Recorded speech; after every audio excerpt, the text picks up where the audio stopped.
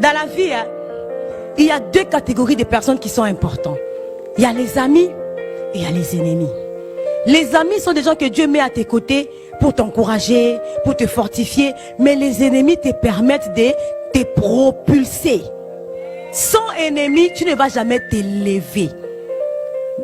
Si tu n'as pas d'ennemis, tu ne vas pas t'élever. Pour que David soit le David que nous connaissons aujourd'hui, il a fallu qu'il affronte Goliath. Goliath a fait une publicité de David sans affiche. Les Goliath que tu vois aujourd'hui va faire ta publicité sans affiche. Sans affiche, les gens vont te connaître. Goliath est important. Parce que Goliath te propulse. Goliath t'amène à t'élever loin. Si Dieu veut t'élever, il regarde autour de toi. Il ne voit pas d'ennemis. Il va transformer tes amis en ennemis. Parce que tu dois t'élever. Tu dois t'élever comment? Des fois nous disons, mais elle là on était bien.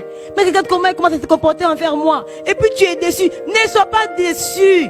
C'est un facilitateur de destinée. C'est important que tu vives des choses comme ça. La Bible nous dit que Joseph était chez Potiphar. Il était bien avec Potiphar et sa famille. Il était bien. Il a fallu que la femme de Potiphar raconte ce qu'elle a raconté pour que Joseph se retrouve en prison.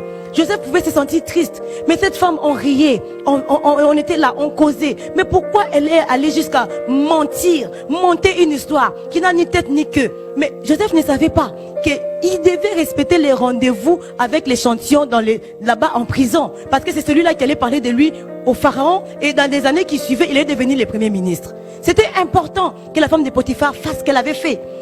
Il avait besoin de cette femme, pas comme amie. Pas comme amie, mais comme ennemie. Il avait besoin de cette femme, pas comme amie, mais comme ennemie. Et c'est pareil avec Jésus.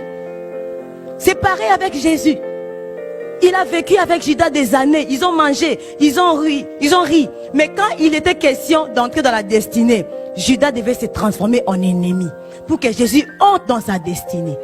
Si tu comprends ce que j'ai dit, tu vas aimer tes ennemis automatiquement. Tu vas les aimer. Parce que ce sont des facilitateurs de destinée. Ils te permettent de monter. Sans eux, tu ne peux pas monter. Tu dois avoir le discernement. Ça sera mon prochain point. La sagesse pour affronter les imprévus. Il y a des ennemis qui sont toxiques. Tu dois les tourner les dos comme David. Eliab était toxique. David devait lui tourner les dos. Mais Goliath n'était pas toxique. Il était un ennemi qui devait le propulser. C'est pourquoi il devait l'affronter. Il y a des ennemis que tu dois affronter. Il y a des ennemis auxquels tu dois tourner les dos. Tu dois avoir le discernement. Tout problème dans la vie n'est pas résolu de la même manière. Tout problème de la vie n'est pas résolu de la même manière. Il y a des problèmes qui, quand tu les résous maintenant, il va plus entraîner d'autres problèmes que des solutions. Il faut la maturité et la sagesse. Et non seulement ça, livrer, ses racines sont entremêlées avec les racines du blé. Ça veut dire que quand tu les déracines maintenant, tu vas aussi arracher le blé. Donc il faut attendre le moment opportun. Donc quand ils vont tous grandir et que le blé va se différencier, c'est alors que tu vas couper sans avoir besoin de déraciner. Et ça, c'est la sagesse divine. Et quand Dieu disait laissez-les vivre ensemble, il savait de quoi il parlait. Il ne va pas enlever le mal dans le monde. Parfois on se demande pourquoi il y a tant de mal, pourquoi il y a tant de problèmes, pourquoi il y a tant de choses dans ma vie, pourquoi j'ai pas d'amis. Il ne va pas enlever ces gens, il va les laisser. Il va les laisser à cause de ce que je vous dis là. La sagesse de Dieu, il voit des choses que toi tu ne vois pas.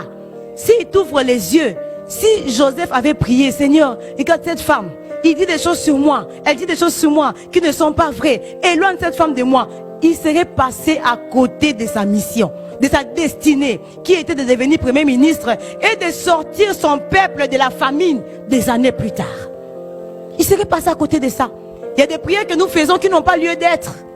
Seigneur, enlève cette situation. Mais c'est par ça que tu dois passer pour te lever. La sagesse. Devant les problèmes, la sagesse.